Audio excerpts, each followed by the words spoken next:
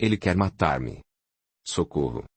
Vede, dizia para os criados que, com o barulho, haviam acordado e, curiosos, já estavam no quarto. Ele quer envenenar-me. Socorro. Socorro. Durante horas, Ivana gritou sem que lograssem acalmá-la. O médico ministrou-lhe o medicamento, explicando que era um calmante, não um veneno. Desse dia em diante, as coisas pioraram de vez. Ivana passou a recusar todas as refeições que lhe eram oferecidas, sob a alegação de estarem envenenadas. Não adiantava o marido provar antes a comida, para convencê-la de que estava boa. Passou também a rejeitar as criadas, afirmando estarem a serviço do Barini, de serem fiéis a ele e de desejarem livrar-se dela. Profundamente consternado, Olavo não sabia o que fazer. Aconselhado pelo médico da família, procurou as maiores sumidades da medicina da época, mas todas foram concordes: sua esposa estava sofrendo das faculdades mentais. Necessário mantê-la sob vigilância constante e cuidados especiais. Nada poderia ser feito. Alguém sugeriu, no entanto, que procurasse o médico Jean-Martin Charcot, em Paris, que se especializara em doenças nervosas e utilizava métodos próprios e nada convencionais. Barenkov, com esperanças renovadas, escreveu para o distinto médico e obteve resposta. Afirmava o famoso estudioso da mente humana que ele, Olavo, poderia levar a doente para Paris, deixando-a entregue a seus cuidados. Informava-o sobre os métodos utilizados e dizia não poder garantir a cura, visto não conhecer as verdadeiras condições da doente. Caso resolvesse enviá-la à França, seria possível dar-lhe o diagnóstico tão desejado. Terminava a missiva com votos de que se decidisse favoravelmente pelo internamento da esposa, apresentando-lhe as saudações de praxe. Olavo Barenkov analisou maduramente o assunto, ouviu autoridades médicas da área, favoráveis ou não ao revolucionário tratamento, pesou as consequências de tal empreitada e decidiu-se por manter Ivana a seu lado, em São Petersburgo. Apesar da gentileza do médico parisiense, a verdade é que as opiniões eram muito desencontradas e ainda não se conheciam os efeitos desse tratamento. Por outro lado, imaginar a esposa internada no hospital junto com doentes mentais de todo gênero, afastada do ambiente e do conforto a que estava acostumada, longe dos amigos e da família, era algo que Barenkov não conseguia admitir. Além do mais, não se garantiam resultados satisfatórios. Com o passar do tempo, Ivana não saía mais dos seus aposentos, com medo de tudo e de todos. Horas havia em que tinha consciência dos próprios atos, apenas não conseguia evitá-los. Em outros momentos, ignorava por completo o que acontecia, agindo de forma inconsciente. Por essa época, Alexandra apareceu um dia na mansão. Precisando vir a São Petersburgo, aproveitou a companhia do pai, Anton Vassiliev. Assim que chegaram, pai e filha procuraram Olavo, encontrando-o na biblioteca. Com a cabeça entre as mãos, o dono da casa acusava fundo desalento. Não os viam entrar. Anton conservou uma certa distância, tossindo discretamente. Olavo ergueu a fronte, surpreso, e só então percebeu a presença deles. Alexandra contemplou aquele a quem sempre amara, penalizada com seu estado. Os cabelos, prematuramente grisalhos nas têmporas, revelavam os sofrimentos e as tribulações por que estava passando. Apesar de tudo, notou em seus olhos a satisfação de vê-la. Alexandra Andreevna. Anton Vassiliev. Sede bem-vindos. Há quanto tempo não nos vimos? Pronunciou essas palavras, olhando diretamente para Alexandra, que corou perceptivelmente. Afinal, em meio a tristezas e problemas, uma alegria. 19. A volta de Alexandra. A que devo o prazer desta visita tão inesperada? Perguntou Olavo. Alexandra fitou o pai e desculpou-se. Perdoa-nos a entrada intempestiva, Barini. Não pretendíamos perturbar-te. Como necessito resolver alguns problemas de interesse de meu filho, aproveitamos a vinda de meu pai à capital e, ao mesmo tempo, lhe fizemos companhia. Denotando fundo interesse, Olavo indagou. Andrei Urique também veio? Sim, mas... por que não está aqui? Achamos que não seria conveniente. Está na cozinha, com Rose, muito interessado em tudo e encantado com o que vê. Afinal, esta é a primeira vez que visita São Petersburgo. Nesse momento, um criado avisa que a refeição está servida. Ótimo! Não almoçarei sozinho hoje. Dar-me-eis o prazer da vossa companhia. A Alexandra não passou despercebida a amargura e a melancolia com que essas palavras foram pronunciadas. Encaminharam-se para a sala de refeições, e foi com muita emoção que Olavo reencontrou o jovem Andrei Urique. A senhora tua mãe falou-me que veio resolver assuntos atinentes à tua pessoa. Posso saber do que se trata?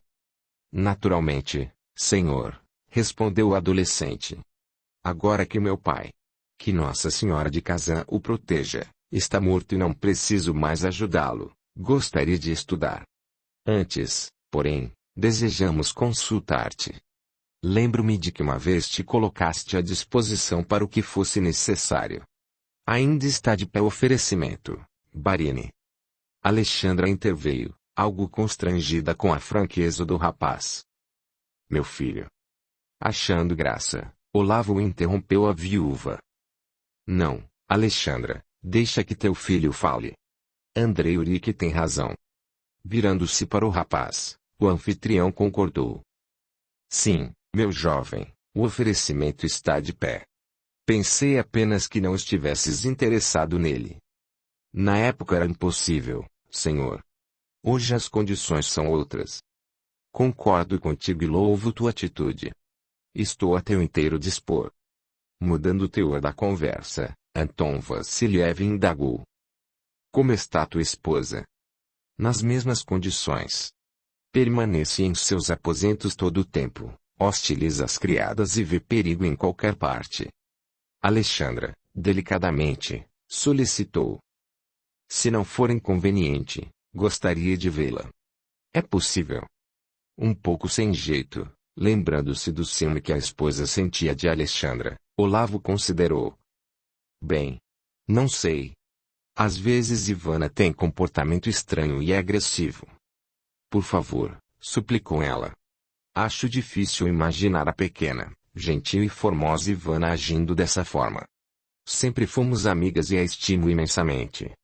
Ficaria muito grata se me permitisses revê-la. Olavo contemplou-a, pensando em como tudo mudara e o quanto Alexandra desconhecia dos fatos. Bem, se insistes. Não tenho como negar um pedido teu.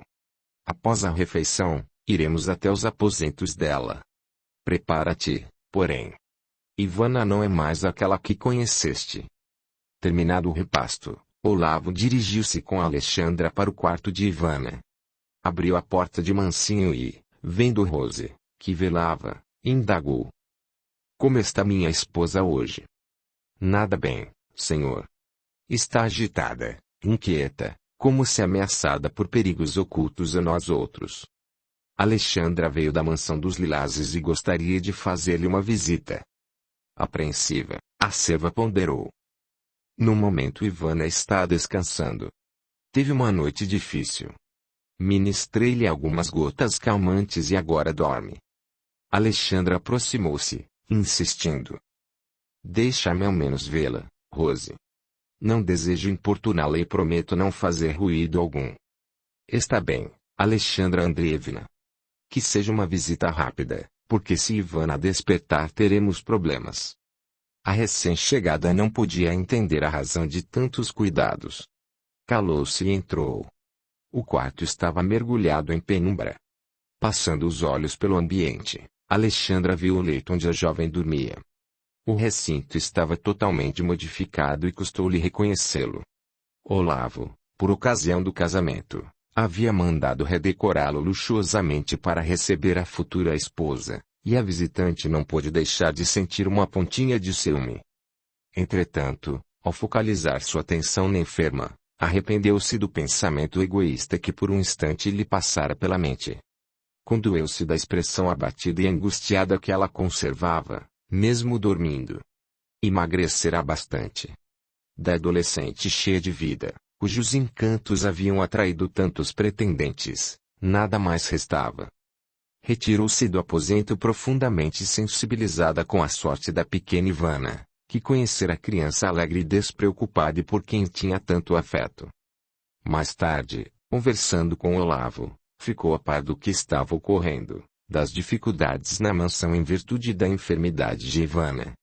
Ao recolher-se aos antigos aposentos, lembrou-se com saudades da época em que ali vivera e em que fora tão feliz. Sentiu vontade de permanecer ali, entre aquelas paredes tão queridas. Meditando em tudo o que ouvira e percebera, sentiu que Olavo precisava da sua ajuda nesse momento difícil. Notou que a administração da mansão deixava muito a desejar. Com Rose ocupada permanentemente no atendimento a Ivana, fazendo as vezes de enfermeira, a cozinha ficava entregue a criadas sem experiência.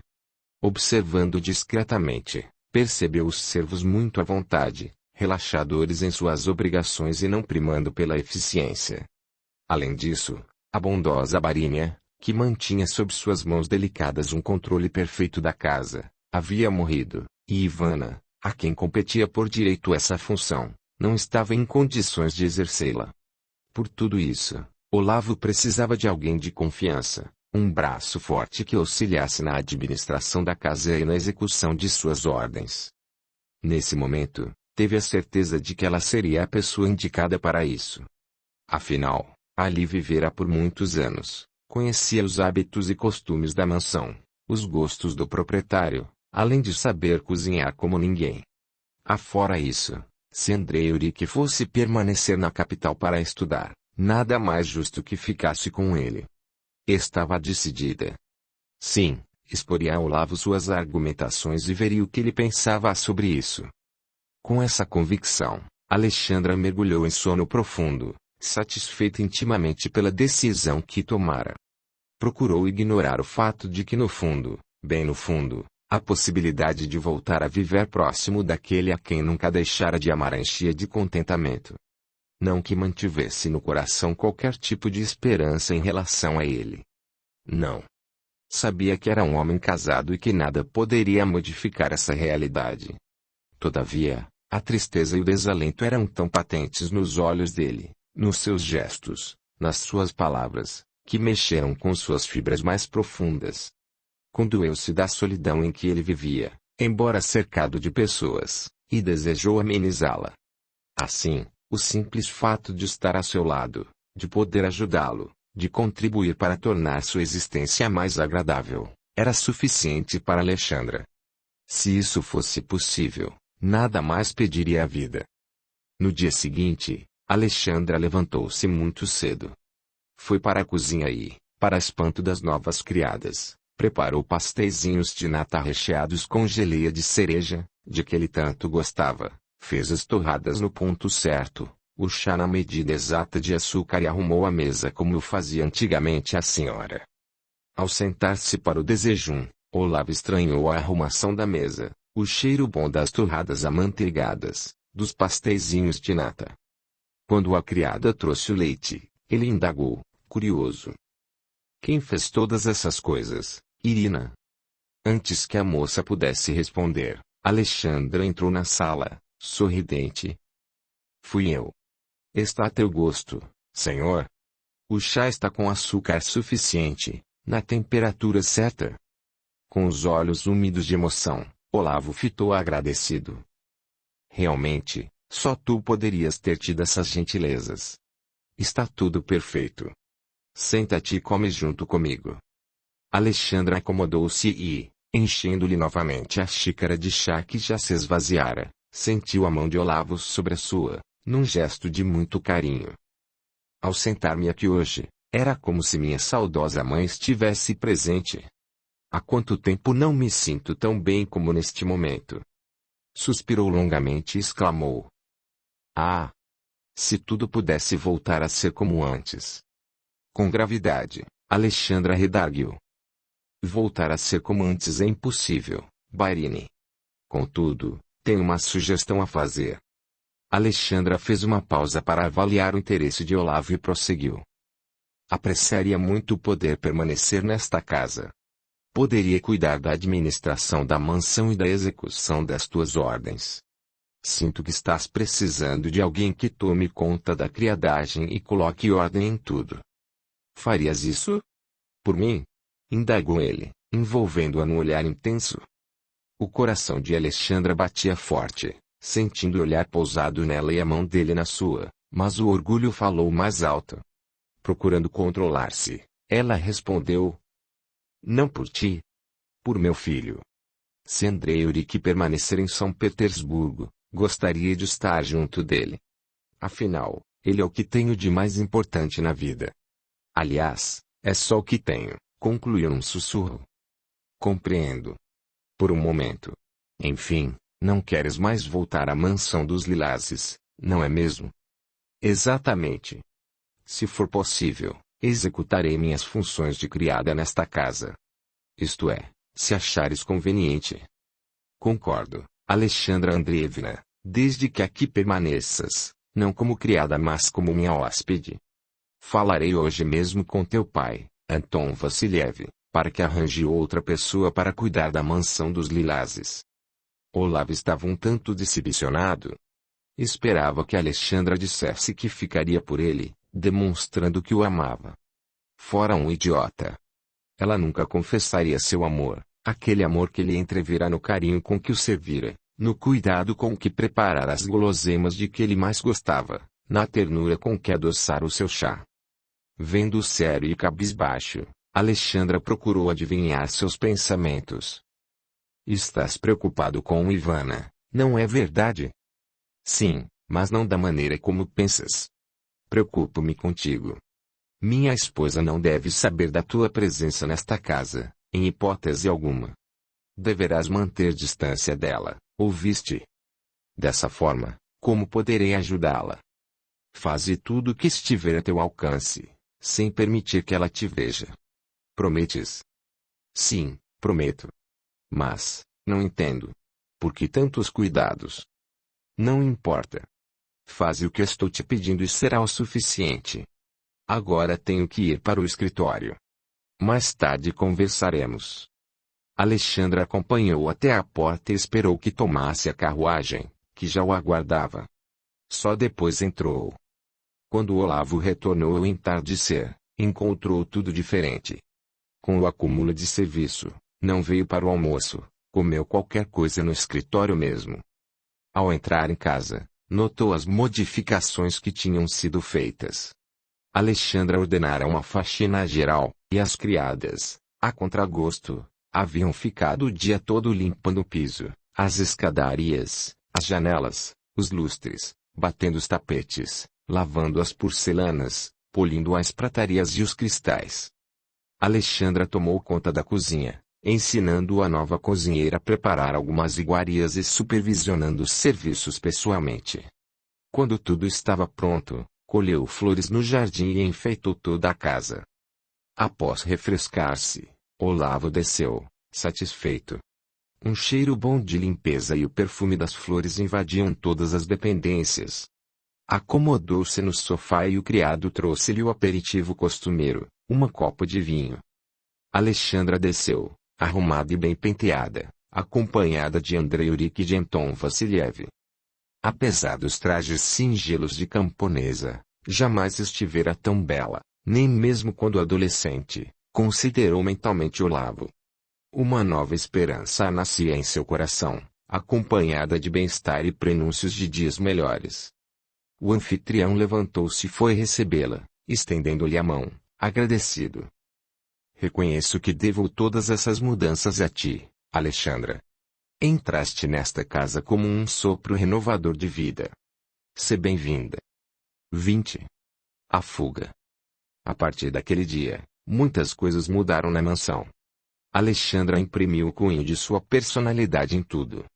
Na organização da casa, na firmeza de trato com a criadagem, nas atenções como proprietário e até nos cuidados com a enferma. Não conseguira ainda falar com Ivana, uma vez que havia prometido a Olavo manter-se distante. Contudo, estabelecera um plano de ação e lentamente o colocava em funcionamento. fazia questão absoluta de preparar pessoalmente a bandeja que era levada aos aposentos de Ivana com a refeição. Rose, a quem estava afeto esse encargo, aceitou a ajuda com satisfação, pois assim não precisaria deixar a querida doente por um minuto sequer.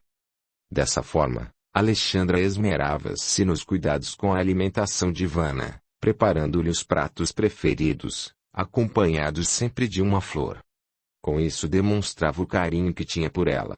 Esta, que mal tocava nos alimentos e ainda obrigava Rose a prová-los, para certificar-se de que não estavam envenenados, notou a diferença e passou a alimentar-se melhor. Quando, em momentos de lucidez, perguntava a Rose quem estava cozinhando, a vigilante enfermeira respondia sempre de forma evasiva: "É uma nova criada. Não a conheces? Pois gostaria de conhecê-la. É exímia cozinheira. Além disso, acho que posso confiar nela. Jamais tentou envenenar-me." Com paciência e carinho, Rose retrucava: "Ninguém jamais tentou envenenar-te, querida Ivana." Com o passar dos dias e em virtude de uma melhor alimentação, a doente se fortalecia organicamente. Certa ocasião, 2 meses depois, mais refeita, ela resolveu deixar o quarto. Rose precisou sair por alguns minutos e a enferma aproveitou a oportunidade para caminhar um pouco. Nas raras ocasiões em que isso acontecia, Rose avisava Alexandra para que se escondesse. Nesse dia, porém, Ivana resolveu sair sem o conhecimento de Rose e, ao descer as escadarias, viu Alexandra, que dava algumas ordens aos empregados. Todo o progresso conquistado anteriormente se perdeu naquele instante. Numa violenta crise nervosa, Ivana debateu-se, fixando Alexandra com um profundo ódio e acusando a todos de traição. Com dificuldade a levaram de volta a seus aposentos, entre gritos e pedidos de socorro. Perplexa, Alexandra ficou parada sem saber o que fazer. Tentou aproximar-se para ajudar Ivana, mas percebeu que era inútil porque a doente se punha a gritar ainda mais. Após algum tempo, Rose conseguiu tranquilizá-la, ministrando-lhe gotas calmantes. Ao chegar em casa, Olavo notou que algo tinha acontecido. Encontrou Alexandra pálida e desfeita, aguardando na sala. Mal entrou, a viúva abordou interrogativamente. "Barini, Ivana teve uma crise. O que se passa? O que me escondem?" Ficou aterrorizada ao ver-me. Empalidecendo de susto, Olavo considerou. "Tens razão, Alexandra Andreevna. Devo-te algumas explicações. Senta-te e ouve." Com gravidade, Olavo relatou tudo o que havia ocorrido. Os ciúmes de Ivana e seus medos infundados, as crises que se prolongavam por muitas horas, alterando-lhe o estado mental. Concluindo, lamentou-se. "Não sabes o que tenho sofrido durante esse período. Ivana parece outra pessoa e diz coisas desconexas, como viste." Sensibilizada, Alexandra murmurou. "Essa razão por que não querias que ela me visse. Percebes agora? Ela tem de ti ciúmes doentios. Após a morte do teu marido, julga que estamos de comum acordo para eliminá-la. Perdoa-me não ter te contado antes, mas quis evitar-te maiores dissabores. Pobre e infeliz Ivana. O que podemos fazer para ajudá-la? Nada. O médico afirma que precisa de muita paz e tranquilidade. Só assim recuperará a lucidez." Considerando encerrado o assunto, Olavo pediu licença e demandou os aposentos da esposa, preocupado. Alexandra, recolhendo-se a seu quarto, meditava sem saber qual o melhor procedimento a adotar. Reconhecia-se impotente para ajudar e, ao mesmo tempo, julgava necessário esclarecer tudo. Conversar com Ivana, abrindo a ela o coração e a mente, de forma que pudesse notar sua sinceridade. Sentia que a jovem não ficará assim de uma hora para outra e que era preciso chamá-la à razão. Decidiu que tomaria uma atitude, apesar de ir contra o desejo de Olavo. Afinal, a situação era em si mesma tão melindrosa que não acreditava pudesse piorar. Assim pensando, resolveu que aproveitaria a primeira oportunidade que se lhe oferecesse para tentar dialogar com Ivana. O dia seguinte encontrou-a insone. Não conseguira dormir a noite toda, preocupada com a enferma. Levantou-se com dificuldade para assumir suas tarefas na administração da casa. Nisso, ouviu um grito estridente que ecoou em todas as dependências.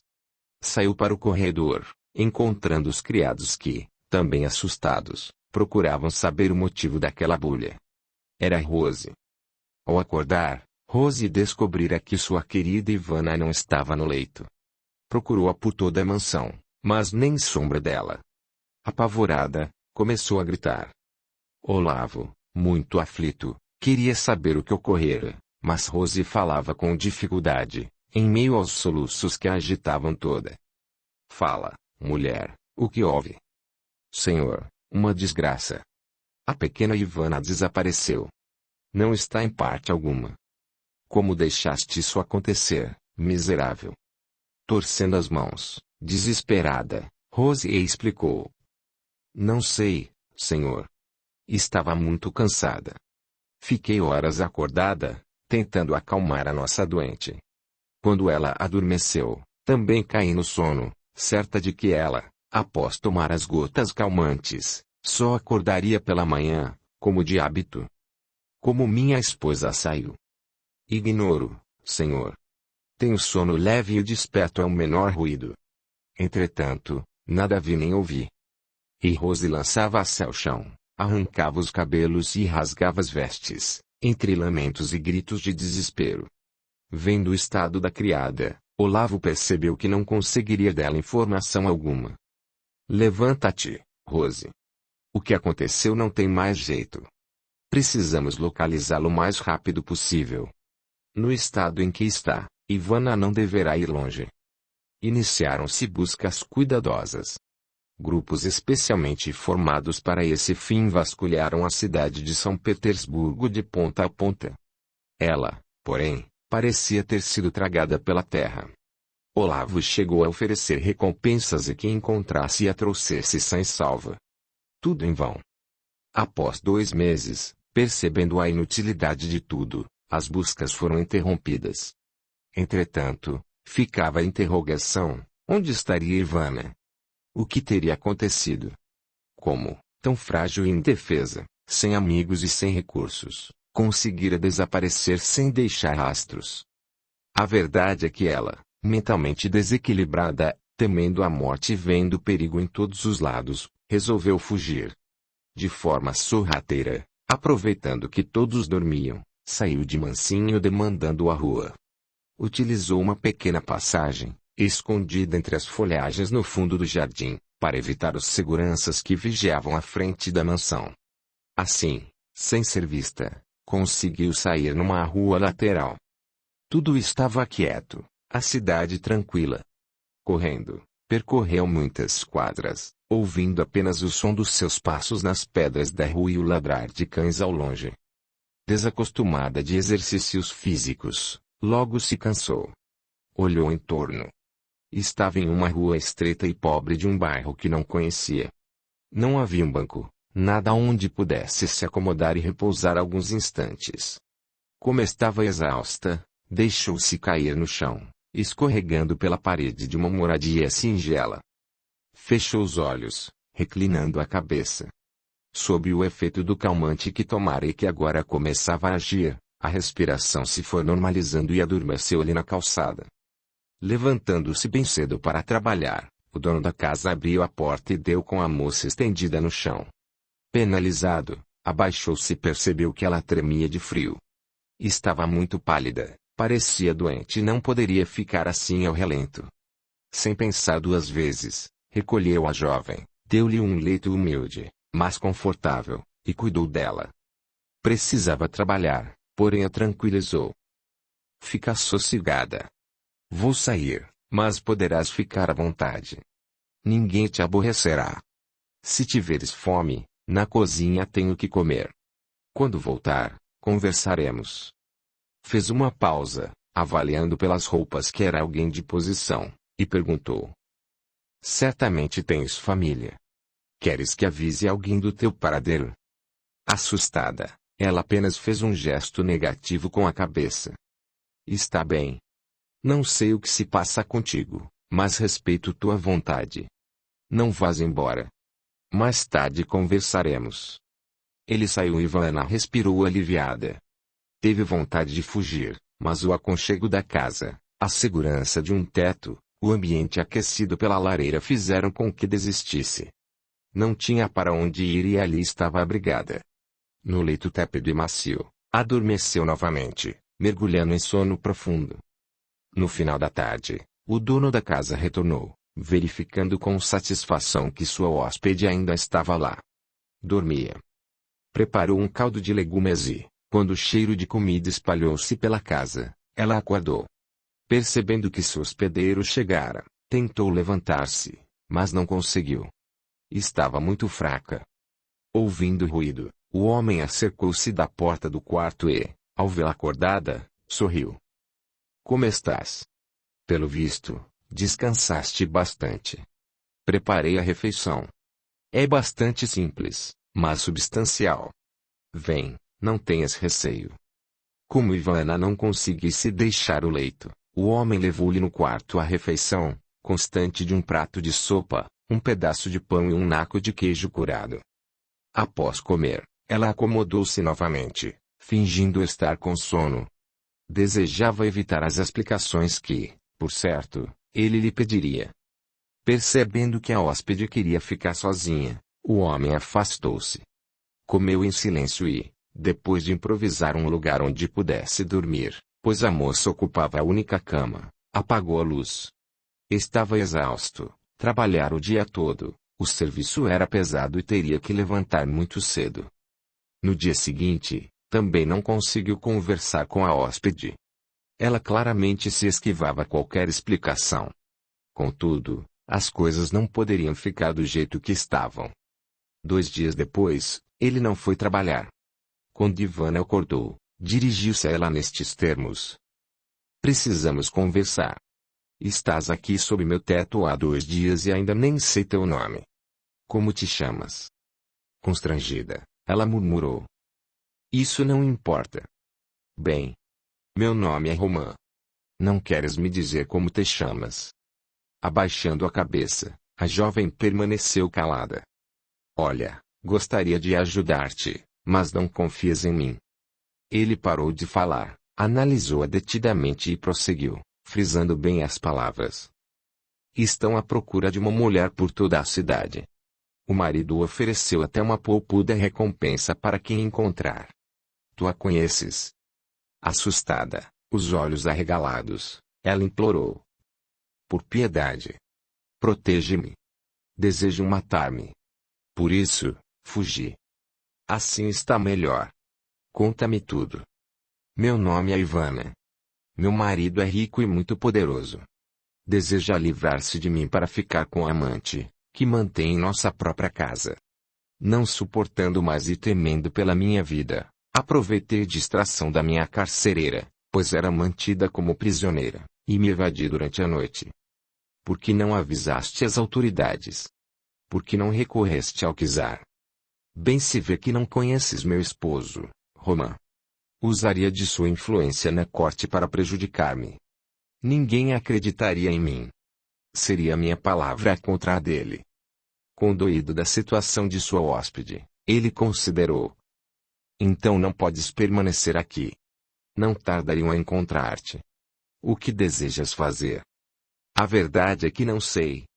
Saí de casa sem roupas, sem dinheiro e sem joias. Como sobreviver? Aconselha-me. Após concentrar-se durante alguns minutos, o homem sugeriu. Tua situação é bastante melindrosa, e dificilmente poderás confiar em alguém, tendo em vista a recompensa que foi oferecida para quem der notícias tuas. Acho, porém, que tenho a solução. Por favor, dize. Bem, tenho alguém a quem salvei a vida a certa ocasião e que se tornou meu amigo leal, pertence a uma tribo cigana. Felizmente para ti, informaram-me hoje de que estão acampados numa pequena aldeia não muito distante de São Petersburgo. Lembrando-se da sua origem, Ivana se entusiasmou. Ciganos. Sim. Gostaria muito de ficar com eles. Achas que me aceitarão? Por certo. Esse meu amigo faria qualquer coisa que eu lhe pedisse. Então, está resolvido. Partiremos de madrugada e ninguém nos verá. O resto do dia passaram planejando e preparando o necessário para a viagem. De tarde, Roman saiu e voltou trazendo uma roupa para Ivana. Acho que vai servir-te. Veste. Teus trajes são excessivamente luxuosos e não passariam despercebidos nas ruas. E o que menos desejamos é atrair a atenção das pessoas. Deitaram-se cedo e, logo às primeiras horas da manhã, se puseram a caminho. Ivana jogou um manto nos ombros e cobriu a cabeça. Ninguém que visse aquele casal reconheceria na mulher a dama tão procurada. Roman havia alugado 2 cavalos e, devagar, para não chamar atenção, deixaram a cidade. Já no campo, respiraram aliviados. O pior havia passado. Agora, que a senhora de casa nos ajude e que os ciganos continuem acampados onde penso que estão. Muitas horas mais tarde, com o sol a pino, depois de uma curva da estrada, avistaram ao longe os carroções em círculo. Estendendo o braço, Roman apontou satisfeito. Vê. Estamos chegando. 21. No acampamento cigano. A visão do acampamento cigano despertou em Ivana estranhas sensações. Era como o retorno ao lar depois de longa ausência. Uma onda de emoções, dificilmente controladas, dominou-lhe o íntimo. Era um misto de tristeza e de saudade, de repulsa e de atração, de insegurança e de aconchego. Sentimentos muito fortes, que lhe colocaram o coração em polvorosa à medida que se aproximavam. Conforme a distância diminuía, permitindo divisar com mais nitidez os carroções, o movimento de pessoas, a fogueira acesa, onde um caldeirão fumegava, sentia que tudo aquilo lhe era muito familiar. Lembrou-se da mãe, que tão cedo partira, deixando-a entregue a estranhos, e sentiu vontade de chorar. Controlou-se com dificuldade, uma vez que não queria que notassem sua fraqueza, pois os ciganos, tendo avistado os desconhecidos que se aproximavam, pararam suas atividades, curiosos, vindo-lhes ao encontro. Roman, fazendo um sinal quase imperceptível para que ela aguardasse, caminhou até onde eles estavam. Reconhecido pelo amigo, abraçaram-se efusivamente. Após os cumprimentos, Roman justificou sua presença. Vinha em busca de ajuda. Sem fazer perguntas, o chefe do grupo colocou-lhe a mão no ombro e disse: Vem. Traz tua companheira. Deveis estar cansados. Contar-me-ás tudo depois, em minha tenda. Mais tarde, já refeitos da viagem, reunidos com os anciãos da tribo, Roman explicou em poucas palavras a situação da sua companheira, cuja vida corria sério risco. Precisava de um esconderijo até que as coisas se acalmassem, ou até que pudesse fugir para outra região, talvez até outro país, uma vez que o marido tinha muita influência na corte, e a pobre senhora não estaria segura em parte alguma. Condoídos da sorte da jovem mulher, os ciganos concordaram em protegê-la. Sabiam bem o que era isso. Também eles eram perseguidos, vez por outra, pela intolerância e pelo preconceito dos homens. Para Ivana começara uma nova fase. Adaptava-se, não sem alguma dificuldade, às novas condições de vida. Não obstante sua origem cigana, crescera na mansão, tivera educação esmerada, convivera com pessoas nobres e distintas, frequentara sempre os melhores salões da corte imperial. Agora, a simplicidade da vida ao ar livre, os hábitos ciganos rudes e grosseiros, a falta de conforto, a alimentação frugal faziam com que lamentasse sua desdita, aumentando seu rancor para com aqueles que, segundo seu ponto de vista, a teriam prejudicado. Certo dia, Ivana estava sentada à porta da carroça que lhe servia de morada e que dividia com uma outra mulher, quando se aproximou uma velha cigana. Acomodou-se a seu lado e continuou fumando seu cachimbo, calada, como se a nova hóspede não estivesse ali. Intrigada, Ivana a observava. As roupas amplas e coloridas estavam sujas e gastas. No pescoço, os colares de muitas voltas cobriam parte do peito, que surgia enrugado pela idade. Nos braços, As pulseiras tilintavam à medida que levava o cachimbo à boca, com mãos encardidas, unhas enormes e pretas de sujeira, os cabelos, longos e ensebados, embranquecidos pelo tempo, eram amarrados com um lenço que lhe caía sobre os ombros. Os pés, escondidos sob as amplas vestes, com certeza estariam tão imundos quanto o resto. Apesar da repulsa que aquela visão lhe causava, ao mesmo tempo sentia que lhe era muito familiar. Intimamente, não pôde evitar a comparação com as outras pessoas com as quais convivera até então, sempre limpas, distintas e elegantes. Sem se virar, a cigana disse com voz rouca e abafada: "Estás a observar-me? Julgas, porventura, que és melhor do que nós?" Envergonhada ao ser pilhada em flagrante, Ivana desculpou-se. "Perdoa-me. Não quis ofender-te. Alguém tua figura se me apresenta extremamente conhecido." Somente então a velha cigana se voltou, fixando Ivana com olhos indagadores. "Apesar da tua descendência nobre, tens traços de cigana." A jovem sorriu melancolicamente. "Vou te contar um segredo. Não sou de descendência nobre, como pensas. Sou uma cigana, como tu, como os outros." E diante do olhar espantado da outra, Ivana abriu pela primeira vez o coração, contando sua história e como fora acolhida na mansão. Enquanto ela falava, a mulher ouvia sem interromper, cada vez mais perplexa. Ao terminar, a velha cigana perguntou: "Como te chamas?" "Ivana." Cheia de alegria, a anciã exclamou: "Sim. És tu mesma, agora percebo. A filha de Mira, minha amiga. Não te recordas de mim? Sou Dália, que muitas vezes te embalou nos braços. Por isso, algo em ti não me era estranho." Em lágrimas, Ivana ajuntou: "Sim, lembro-me agora. Foi o teu cachimbo que me chamou a atenção.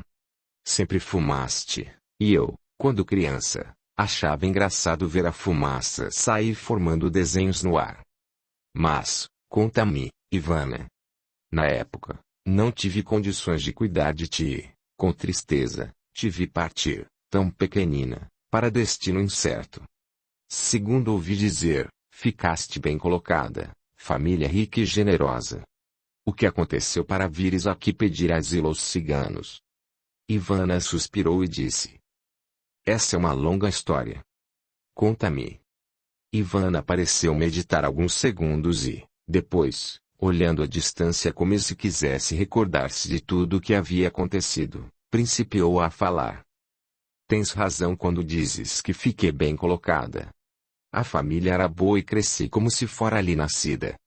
A Barinha, que Deus a tenha, sempre me tratou como filha, dando-me de tudo e cercando-me de carinho. Olavo, seu filho, também me tinha afeto e acabamos nos casando. A mãezinha Magda, nessa ocasião, já havia falecido. Na verdade, só após sua morte é que começaram meus problemas. Sentia-me insegura e desprotegida. Meu marido, que no início fora tão gentil e amoroso, passou a interessar-se por uma criada, com quem, aliás, havia mantido um relacionamento amoroso no passado, e começou a desejar a minha morte, para poder unir-se a ela. Por isso fugiste, completou a estupefata cigana. Com tristeza e melancolia, Ivana concordou. Sim. Que mais poderia fazer? O infame a levou para nossa casa e eu passei a viver como prisioneira em meus aposentos. Um dia, aproveitando um descuido dos meus carcereiros, consegui fugir. Como conheceste Roma? Após sair da mansão, caminhei durante muitas horas sem destino. Exausta, sentei-me no chão, encostada à parede de uma casa, e adormeci. Nem ao menos sabia onde me encontrava, visto que não tinha por hábito andar pelos bairros da periferia da cidade. Roma encontrou-me e, qual anjo bom, recolheu-me e cuidou de mim. O resto já sabes. Dália, com seriedade, contemplou Ivana e considerou. Minha menina, nosso povo deve ser informado de tudo o que me relataste. Afinal, és uma de nós e corres perigo. E Mago, nosso chefe, saberá o que fazer. Vamos. Ivana acompanhou Dália, demonstrando algum constrangimento por ter que expor sua vida. Contudo, a outra convenceu-a de que era o melhor que tinham a fazer. Poucos passos a separavam da tenda que servia a Imago, o qual, como os demais, residia numa carroça. Nessa grande barraca, reunia-se com seu povo para tratar de assuntos do interesse geral. Naquele momento, discutia ele alguns problemas, quando Dália entrou, trazendo Ivana e interrompendo a reunião. Tenho uma surpresa para ti, Imago. Sabes quem é nossa jovem protegida? Sei que é uma fugitiva que em Romã, meu amigo, solicitou asilo e proteção, respondeu ele, intrigado. Com ar de triunfo, Dália puxou Ivana para o centro da tenda, informando. Olha. Observa bem. Não a reconheces? Pois é a pequena Ivana, filha da falecida Mira. Incrédulos, os ciganos trocaram olhares e cochicharam entre si, sem poder acreditar. Imago, alisando um punhal que tinha nas mãos, fitou a protegida com atenção, tentando lembrar-se. Nada naquela jovem bela e distinta fazia lembrar a menina franzina e pálida que eles tinham abandonado um dia na mansão dos Barenkov. Ivana, em pé, defronte daquele homem de fisionomia carrancuda e grave, cujos olhos penetrantes a devassavam por inteiro, sentiu medo.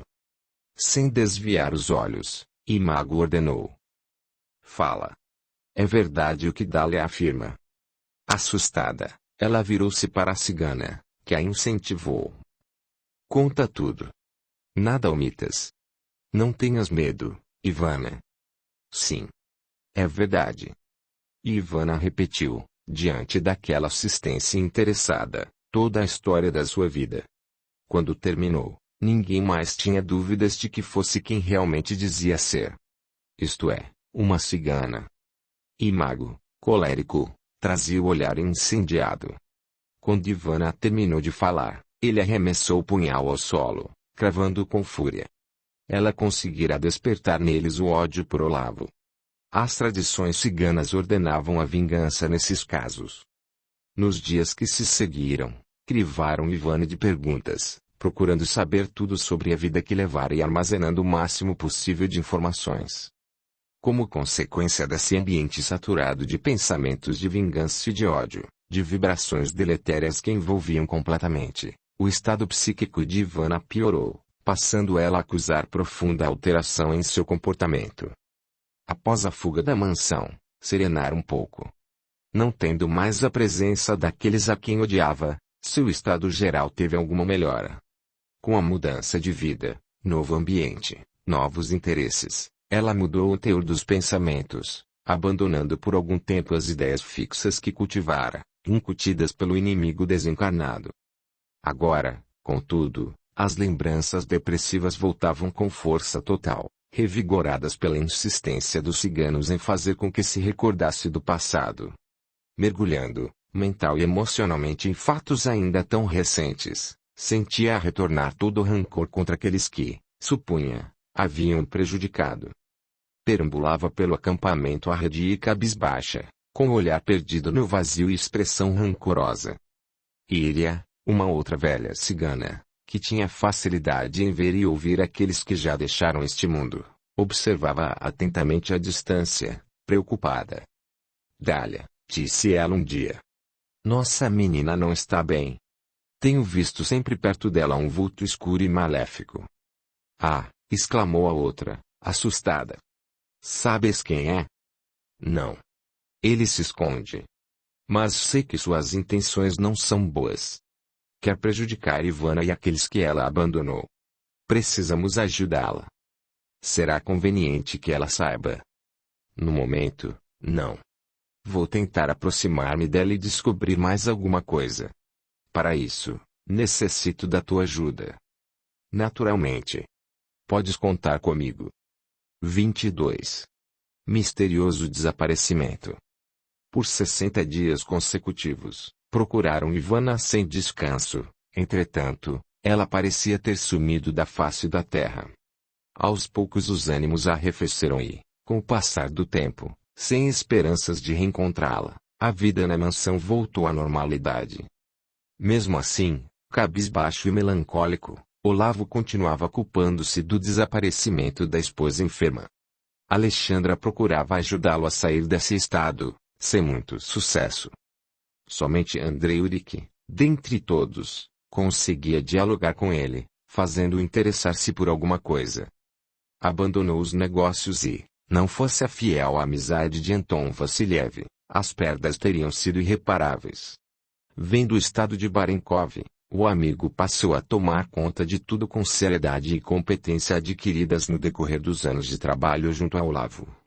Colocou na mansão dos Lilazes alguém de confiança, estabelecendo-se definitivamente em São Petersburgo. Certo dia, Anton Vassiliev chegou à mansão trazendo notícias não muito boas. Encontrando Olavo na biblioteca, expôs-lhe a situação. Meu amigo, venho dos teus domínios na região dos Urais e as notícias são inquietantes. Estamos tendo problemas com os empregados. Desapareceu parte da colheita de aveia e centeio. Comunicado do que estava acontecendo, não quis preocupar-te e parti para lá. Porém, não consegui descobrir o culpado, e a desconfiança graça entre todos. Os desentendimentos são frequentes e têm surgido muitas brigas. Já houve uma morte e, apesar dos meus esforços, não logrei restabelecer a ordem. Fez uma pausa e concluiu, categórico. Só tu tens autoridade suficiente para controlar aqueles homens rudes das montanhas. Tens que ir até lá.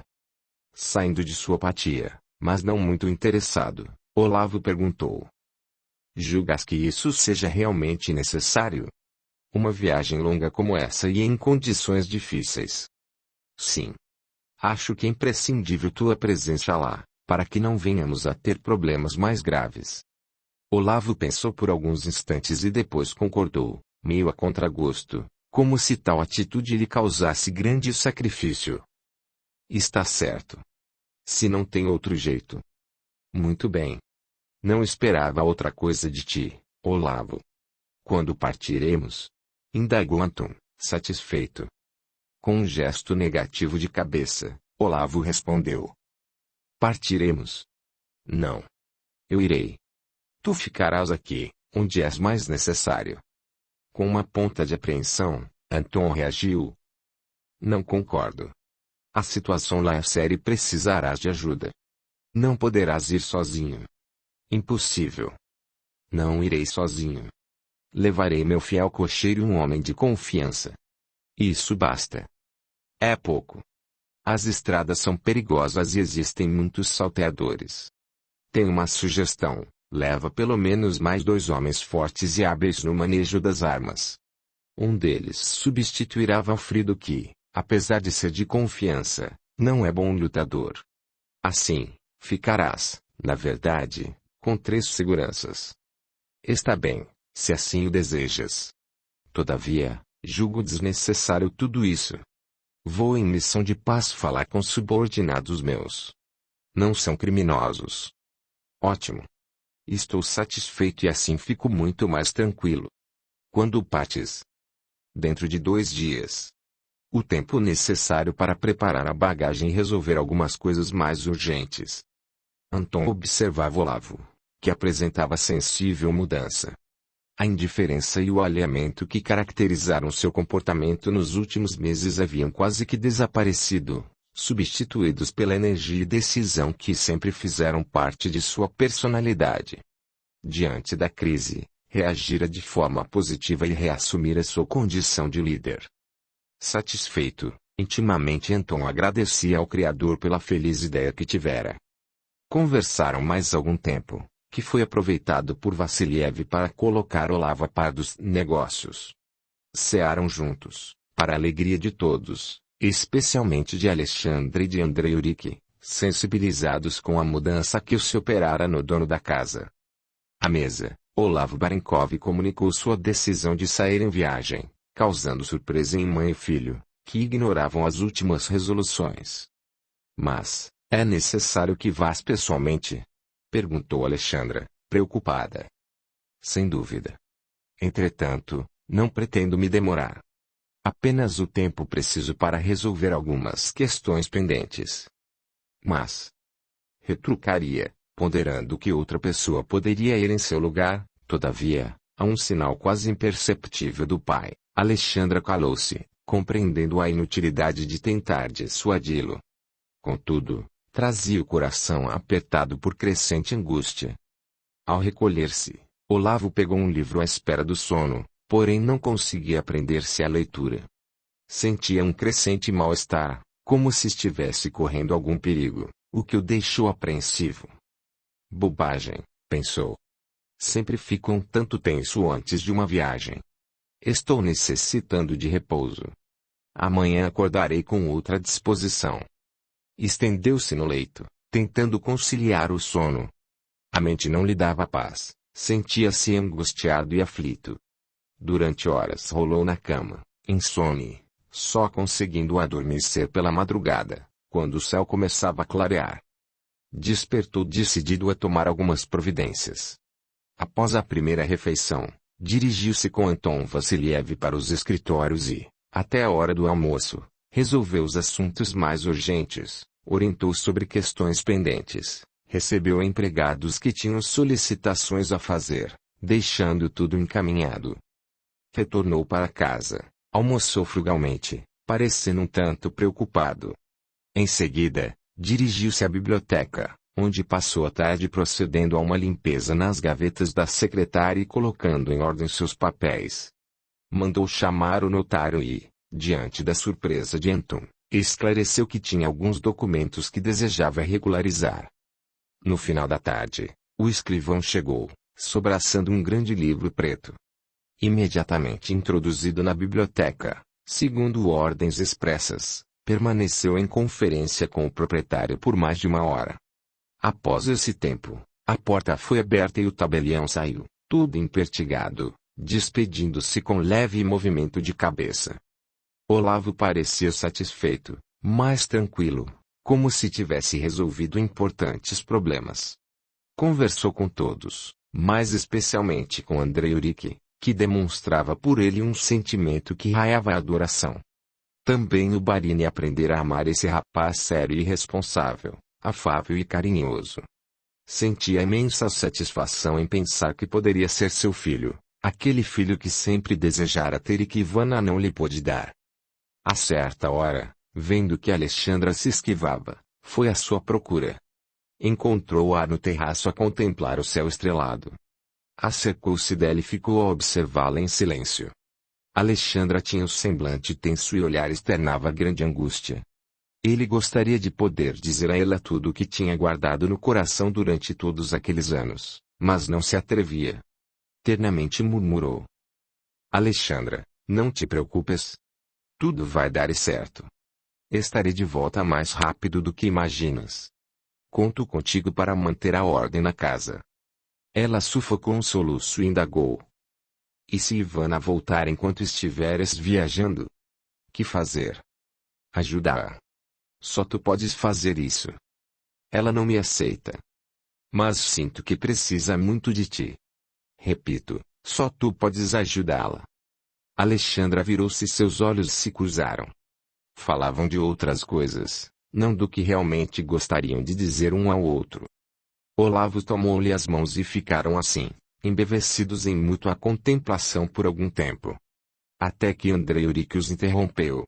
Estava cansado e com sono. Queria se recolher, mas não sem antes se despedir. Tens razão, concordou Olavo. Também tive um dia cansativo e a noite passada dormi muito pouco. Preciso recuperar-me, pois pretendo sair amanhã bem cedo. Abraçou o rapaz com ternura, afirmando-lhe que retornaria breve e pedindo-lhe que ajudasse a cuidar de tudo. Andrei Urique, com os olhos úmidos, concordou com um gesto de cabeça, sem conseguir articular palavra alguma. Quebrado o momento mágico, cada qual foi para seus aposentos, tentando conciliar o sono. Na manhã seguinte, antes de o sol surgir, já estavam todos de pé. Tudo pronto, Olavo reuniu-se aos amigos no saguão e deu as últimas instruções. Alexandra, entrego-te a administração desta casa. Cuida bem de tudo na minha ausência. Não te faltará ajuda em Andrei Urique, teu filho, e em Anton Vassiliev, teu pai. Sim. podes ir descansado. Anton, meu amigo, serás o gestor de todos os meus bens. Age com sabedoria e com brandura. Podes contar comigo. Minhas decisões serão as que tu mesmo tomarias. Em caso de dúvida, esperarei o teu retorno. Agradeço-te. Sei que és leal e capaz. Para qualquer coisa mais que seja necessária, deixei instruções na gaveta da mesa, na biblioteca. Despediu-se de todos, abraçando-os com muito carinho. Ao aproximar-se de Andrei Urique, que também estava desperto e a custo continha as lágrimas, deu-lhe um abraço apertado, dizendo sensibilizado: És o filho que eu sempre quis ter. Aprendi a amar-te durante o tempo em que estás aqui conosco. Auxilia tua mãe e teu avô nas tarefas. Confio em ti. Sim, Senhor. Também te quero muito. Aos servos que aguardavam no vestíbulo para despedir-se do patrão, dirigiu palavras de bom ânimo e otimismo, externando o respeito e a consideração que nutria por todos. A carruagem ia lotada de gêneros e presentes, coisas difíceis de encontrar na região dos Urais, para onde se dirigiam, e que seriam recebidas com muito agrado por todos. Os homens montaram nos cavalos e a caleça, própria para viagens, pesada e rústica mas confortável, por si em movimento. Olavo colocou a cabeça para fora do postigo da janela e acenou. Logo o veículo desapareceu numa nuvem de poeira amarela. A mansão foi aos poucos voltando à normalidade. Todos sentiam muita falta de Olavo, especialmente Anton, Alexandre e Andrei Urique. Contudo, gastavam o tempo preparando o melhor, de forma que o proprietário, ao retornar, encontrasse tudo na mais perfeita ordem. Entretanto, o tempo passava sem nenhuma notícia, nenhum comunicado. Como o inverno se aproximasse, entenderam que o Barini não tardaria a regressar, uma vez que depois, quando as primeiras neves começassem a cair, ficaria mais difícil o trajeto, pois as estradas se tornariam intransitáveis. Mas ele não veio e o inverno chegou. Ponderaram que, por alguma razão, Olavo se atrasara e agora teria que esperar o inverno passar. Certamente voltaria no início da primavera, com os primeiros degelos. Mas a primavera despontou, trazendo sol e alegria. A neve ou acumulada derretia e fios d'água surgiam de todos os lados, formando regatos. As pessoas saíam às ruas, felizes, trocando as roupas escuras e pesadas da estação invernal por trajes mais leves e coloridos. Ainda fazia frio, mas o sol brilhava num céu muito azul e sem nuvens. O verde da vegetação cobria os campos e as primeiras flores coloriam a paisagem. E Olavo não voltava. Anton Vassiliev e Alexandra traziam o coração ralado de angústia, sem que se atrevessem a comunicar um ao outro suas impressões. Até que, não suportando mais, Alexandra explodiu. Não aguento mais, meu pai. O que estará acontecendo com Olavo? Temo o pior. Por que não manda notícias? Nenhum portador, nada.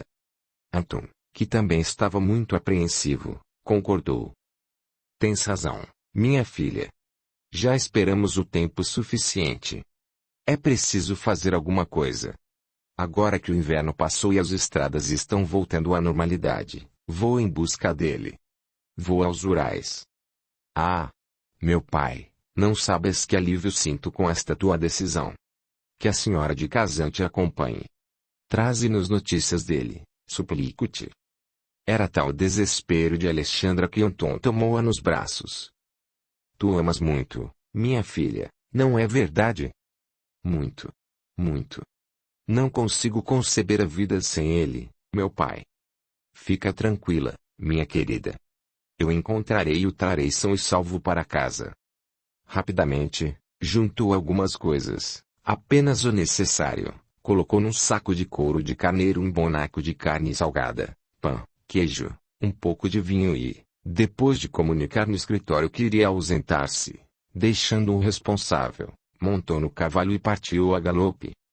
Valfrido, o fiel cocheiro, insistiu para acompanhá-lo. Deixa-me ir contigo, Anton. Também estou aflito pelo nosso querido Barini. Anton, porém, recusou. Agradeço-te, Valfrido. Tua companhia seria um prazer para mim. Contudo, na minha ausência, preciso que fiques aqui na mansão. Confio em ti. Assim, partiu.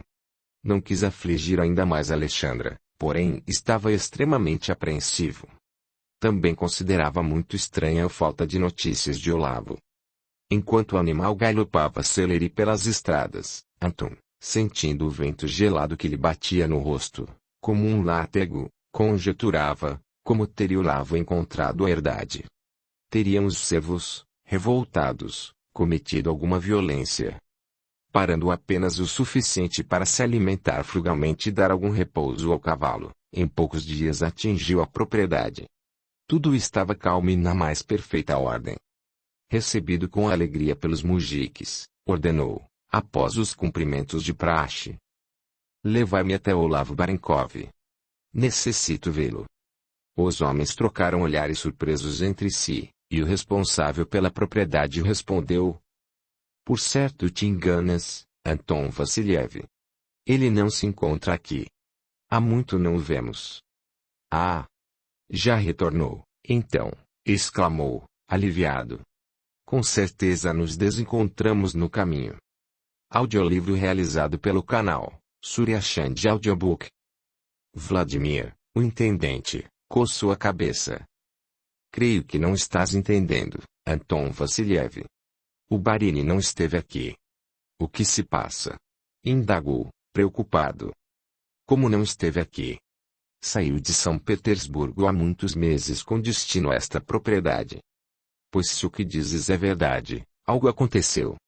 Afirmo-te que aqui não chegou. Anton sentiu a cabeça formigar e o chão parecia faltar-lhe sob os pés. Encostou-se ao cavalo para não cair. Percebendo o estado de depauperamento do recém-chegado, Vladimir ponderou. Estás exausto, Anton Vassiliev. Pelas tuas condições, noto que viajaste sem descanso. Estás muito pálido e abatido. Vem, vamos entrar. Enquanto te lavas e vestes roupas limpas, providenciarei algo para comer. Depois, conversaremos. Como estivesse extremamente cansado, Anton deixou-se levar. A refeição, que constou de um bom pedaço de carne de carneiro assada, pão, queijo e vinho, foi consumida com satisfação, pois o recém-chegado estava realmente faminto. Após o repasto, os homens, reunidos na isba de Vladimir, puseram-se a conversar. Explica-te melhor, Anton Vassiliev. Por que esperavas encontrar o Barini aqui na herdade? Anton, jamais refeito, esclareceu. Assim que retornei à capital, coloquei Olavo a par da situação, aliás bastante tumultuada. Imediatamente, ele se dispôs a vir aos Urais resolver o problema. Fazendo uma pausa, Anton indagou. A propósito, como resolveram a questão? Vejo tudo calmo e na mais perfeita ordem. É verdade, concordou Vladimir. Logo após tua partida, descobrimos o criminoso, Natan, que estava mancomunado com um vizinho velhaco. Depois de sua confissão, fizemos com que nos levasse até o local onde estocava o produto do roubo, a isba de seu cúmplice. Conseguimos reaver boa parte do que fora roubado. E Natan? Quis saber Anton. O que fizestes com ele? Considerando-se perdido, aproveitou um descuido nosso e tentou fugir, atacando um dos homens que o vigiavam. Defendendo-se, o mujique acabou por matá-lo. É lamentável. Sim. Porém, entre ele e nós, não havia a escolha possível. Natan teve o que mereceu. Além disso, o importante é que a paz voltou a esta propriedade. Mas, continua. Tens razão. Prossigo, então. O Barini deixou São Petersburgo bem antes do inverno. O inverno chegou, partiu, veio a primavera, e a verdade é que ele não voltou para a capital. Pior que isso, agora descubro que ele nem sequer chegou até aqui. O que teria acontecido? Ignoro. Mas precisamos descobrir, falou Vladimir, inquieto. Um dos empregados ponderou. Essas estradas estão infestadas de salteadores. Quem sabe o nosso Barini não foi vítima deles? Poderemos investigar. Muito difícil. Se algum vestígio de violência existisse, teria sido apagado pela neve, retorquiu Anton, prosseguindo. Além do mais, não viajava sozinho. Tinha uma escolta de segurança, composta de 3 homens fortes e valentes, incluído o cocheiro. Outro homem sugeriu. Não poderia ter sido vítima do cúmplice de Nathan. Afinal, ficou furioso por ter sido desmascarado. É uma possibilidade, embora pouco provável. Ele não é trouxa e sabe que, em virtude do acontecido, seria o primeiro suspeito. Não creio. Por via das dúvidas, deverá ser investigado, naturalmente. Por longo tempo estiveram conjecturando sobre o paradeiro de Olavo, sem que chegassem a uma conclusão. Antes de se recolher, Anton decidiu. Já que Olavo Barenkov aqui não chegou, é inútil minha permanência nestes sítios. Amanhã mesmo retornarei para São Petersburgo, agora fazendo o trajeto mais devagar e observando todos os lugares, para tentar descobrir o que aconteceu. Aqui, continuareis alerta investigando na região. Comunicai-me qualquer novidade. 23. Busca infrutífera. Na manhã seguinte, Anton Vassiliev partiu. Dormira numa boa cama, macia e aquecida, e, apesar do cansaço, sentia-se mais bem disposto. Levava um pouco de víveres, um odre de vinho e muita esperança. Nas despedidas, recebeu o carinho e os votos dos mujicas nas palavras de Vladimir. Que Nossa Senhora de Kazan te proteja e te ajude a descobrir o paradeiro do nosso Bairini. Assim, atento a tudo, Anton Vassiliev iniciou sua jornada. Agora, só viajava enquanto houvesse claridade, para não perder nenhum vestígio que ainda pudesse existir. Durante as horas noturnas, descansava, fosse num celeiro, numa estalagem, numa gruta, sob a copa de uma árvore, ou mesmo sob o céu estrelado, ouvindo o uivo do vento das estepes, quando não tivesse onde se abrigar. Nessas ocasiões, envolvia-se na grossa manta de lã de carneiro que trouxera consigo e deitava-se recostado no cavalo para se aquecer, pois a noite ainda fazia muito frio. Contemplando as estrelas, refletia sobre o que teria acontecido com Olavo, não se esquecendo do amigo nem por um momento. Todas as manhãs era a mesma rotina, recomeçava a marcha, parando sempre que julgasse necessário para observar cuidadosamente as encostas das montanhas, os fundos precipícios que se estendiam aos seus pés, no meio da vegetação, para ver se descobria algum indício da passagem de Barenkov, acreditando pudesse ter caído em algum despenhadeiro. Ou, então, parava nas estalagens à beira do caminho, indagando se teriam visto o Barini, um homem muito bem vestido, viajando numa caleça, acompanhado de 3 fortes cavaleiros. Às vezes, precisava colocar algumas moedas na mesa para avivar a memória do estalajadeiro, mas a resposta, invariavelmente, era a mesma: não, paizinho, por aqui não passou ninguém que corresponda à tua descrição. Anton pagava a conta, agradecia e partia, cada vez mais desanimado. Certa tarde, quando já havia perdido de vez as esperanças, parou numa estalagem, mandou que cuidassem do animal e, em seguida, adentrou o salão, acomodando-se em mesa próxima à janela de onde se descortinava a magnífica vista. Aproximou-se uma jovem aldeã, bonita e rosada. Boa tarde, senhor. O que desejas? O que tens aí para se comer?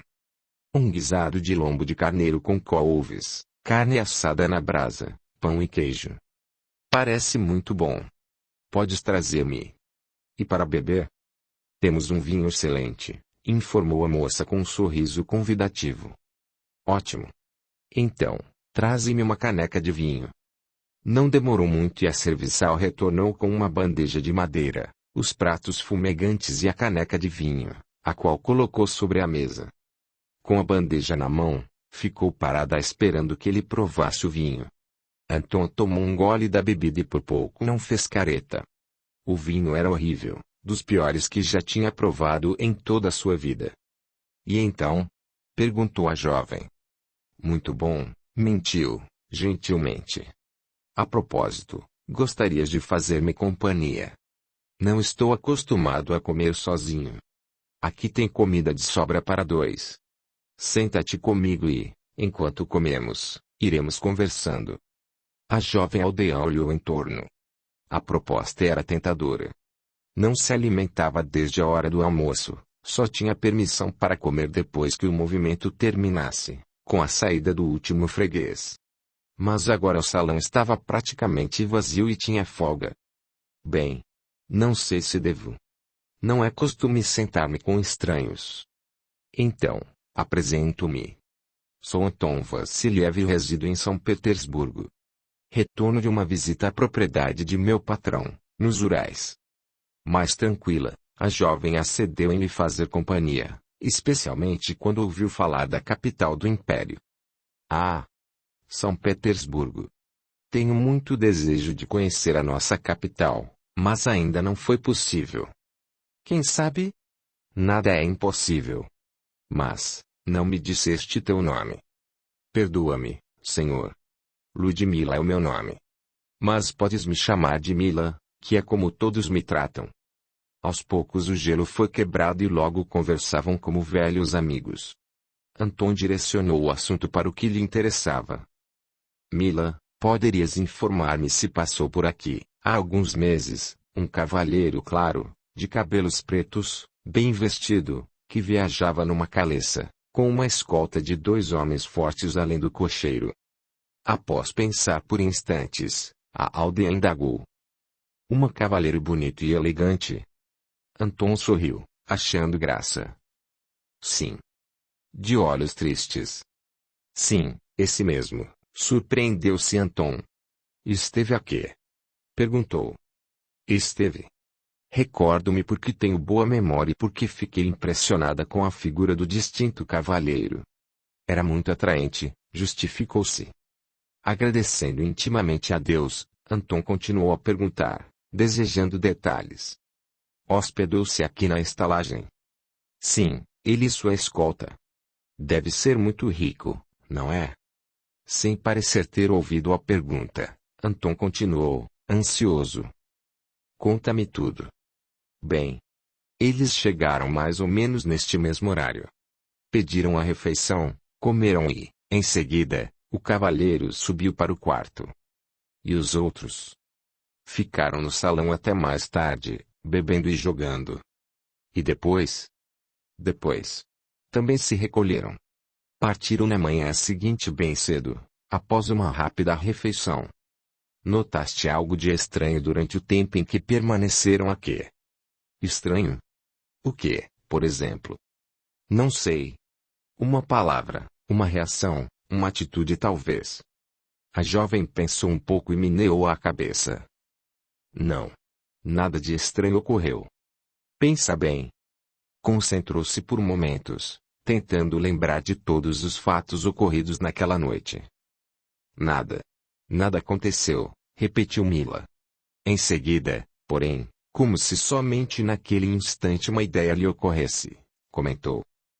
Com exceção de um dos homens, que, por 2 vezes, chegou até a janela como se esperasse alguém. O que dizes? É. Isso mesmo. É verdade. Lembro-me agora. Um dos homens da escolta por 2 vezes, que eu tenha visto, aproximou-se da janela discretamente, esquadrinhando lá fora. Estranhei, porque, àquela hora, a noite estava muito escura e nada havia para ver do lado de fora, apesar da beleza da paisagem que, durante o dia, todos admiram. Estava breu. Muito interessante. Conta-me, como era esse homem? Não muito jovem, estatura mediana e bem magro, barba curta e cabelos longos amarrados com uma fita vermelha. Rude, exclamou Anton, batendo com o punho cerrado na mesa. Bem que eu não confiei nele, desde que surgiu não se sabe de onde. Mas Olavo tomou-se de simpatia pelo miserável e nada pôde fazer. Olhando surpresa, Ludmila quis saber. Mas, o que está acontecendo? Por que tantas perguntas, senhor? Quem é esse rude? Ou melhor, quem é esse cavaleiro rico? O que aconteceu? Por Deus, senhor, conta-me. Tentando readquirir o equilíbrio, Anton respirou fundo e tranquilizou a jovem. Acalma-te. Contar-te-ei tudo o que aconteceu, porque talvez me possas ajudar. Ouve. E assim, em voz baixa, Anton colocou a jovem a par dos fatos. Para finalizar, completou. Agora já sabes de tudo. A primeira informação que consegui da passagem do meu patrão e amigo por estas bandas foi contigo. Penso que algo de muito grave deve ter acontecido após eles terem saído desta estalagem. Por Nossa Senhora de Kazan. Será que o cavaleiro foi vítima de bandoleiros que pululam por essas estradas? Considerou Mila, perplexa. Não. Não creio. Cheguei até a pensar que sim, mas depois do que me contaste, estou mais inclinado a acreditar que Olavo foi vítima de uma cilada. Achas que o tal Rude estava mancomunado com alguém? Tudo leva a crer que sim. Por que estaria preocupado em vigiar a janela? Certamente esperava alguém. Ah! Desde que apareceu pedindo serviço na mansão, em São Petersburgo, não gostei dele. Algo em sua aparência causava-me aversão, talvez seus modos, seu jeito. Não me parecia digno de confiança. Enfim, era-me profundamente antipático.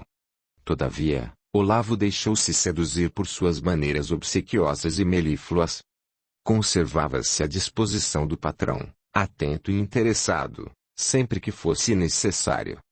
E, dessa forma, conseguiu a confiança de Barenkov, fazendo-se indispensável. E agora, o que farás? Vou retornar sobre meus passos para ver se descubro alguma coisa. Nesse momento, Ludmila notou que o estalajadeiro olhava para eles, impaciente. Na verdade, ele não se incomodava com o fato de a criada sentar-se à mesa dos fregueses, desde que os incentivasse a gastar. Discretamente, ela explicou a situação para Anton. Vou buscar mais vinho. Acabamos de comer a tempo e o patrão está indócil. Compreendendo a posição da moça, Anton pediu em voz alta. Traze-nos mais desse excelente vinho. Hoje quero beber bastante. Com um sorriso, Ludmila levantou-se e retornou pouco depois com um odre de vinho. Junto, trazia um prato de torresmo temperado. Gentileza do patrão para acompanhar a bebida, explicou. Anton virou-se para o local onde o estalajadeiro estava e acenou, num gesto de agradecimento. Resolvido o problema, mais tranquilos, ambos continuaram a conversar. Mila, procura lembrar quem esteve aqui no dia seguinte, após a partida do Bairini. Rebuscando na memória, a jovem nada encontrou. A quê? Não me recordo. O movimento foi pequeno, se não me engano. Ninguém que tivesse chamado a atenção. Agarrando-a pelos braços, ele insistia. Por favor, Mila, é muito importante. Ninguém esteve aqui. A não ser um grupo de ciganos que parou para dar água aos cavalos, e que nem sequer entrou aqui no salão, não me lembro de ninguém. Grupo de ciganos? É isso. Rude era cigano, posso jurar. Com certeza, era eles que aguardava, vigiando pela janela. Talvez esperassem a ocasião ideal para agir. Valha-me Deus. Será que os ciganos os assaltaram? Quem sabe? Parece-me que sim. Todavia, nada posso afirmar por enquanto. Uma coisa é certa, rastrearei esta região toda e, tão certo quanto me chamo Anton Vassiliev, desvendarei esse mistério. Fez uma pausa, fitando a jovem à sua frente. Ajudaste-me muito, Mila, e te sou grato por isso. Se puder ser-te útil em alguma coisa, dize. Farei qualquer coisa para servir-te. Com um sorriso luminoso no rosto corado, ela respondeu. Meu sonho é conhecer São Petersburgo. Quem sabe poderias me ajudar a concretizá-lo.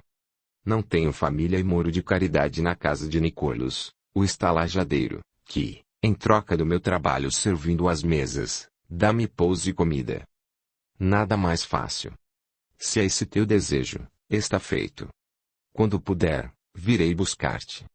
Na grande cidade tenho como dar-te moradia e um emprego decente. Aguarda minha volta. Sim, Bairini. Ficarei rezando para que a senhora de Casante abençoe e encontres teu amigo.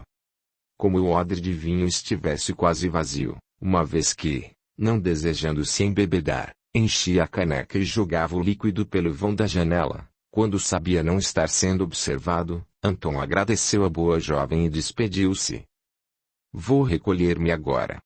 Amanhã partirei bem cedo. Obrigado por tudo. Pedindo um quarto, Anton deitou-se rapidamente. Entretanto, estava muito ansioso para conciliar o sono, conquanto extremamente cansado. Sentia-se radiante por ter, finalmente, obtido notícias, apreensivo, porém, por ignorar o que tinha acontecido com o amigo Olavo. Na manhã seguinte, alimentou-se frugalmente, pegou o cavalo, descansado e bem nutrido, e despediu-se da jovem aldeã, que o aguardava no pátio. Lembra-te, Mila. Fica atenta e informa-me sobre tudo o que conseguires descobrir. Na volta, levar-te-ei comigo. Eufórica, Mila tomou a mão de Anton e, inclinando-se numa reverência, beijou-a, antes que ele pudesse impedi-la. Conta comigo, paizinho. Serei teus olhos e teus ouvidos enquanto estiveres longe. Vá em paz e que a senhora de Casante proteja. Anton partiu numa nuvem de poeira, refazendo os caminhos percorridos. Toda a isba que encontrava no caminho, todo o mujique que visse entregue ao cultivo da terra nas extensas Tessiatines, ele parava para obter informações. As ravinas, os precipícios, examinava-os um a um com especial atenção, quando não descia pelas ribanceiras, sempre que possível, andava pelas margens dos rios procurando vestígios, internava-se nas montanhas, a que estava acostumado, embrenhando-se pelo mato e ferindo-se nas ramagens mais espessas. Por 2 meses, perambulou pelas estradas, passando privações de toda a ordem. Voltou à propriedade nos Urais, mas também lá nada havia de novo. Continuou em sua busca, incansável.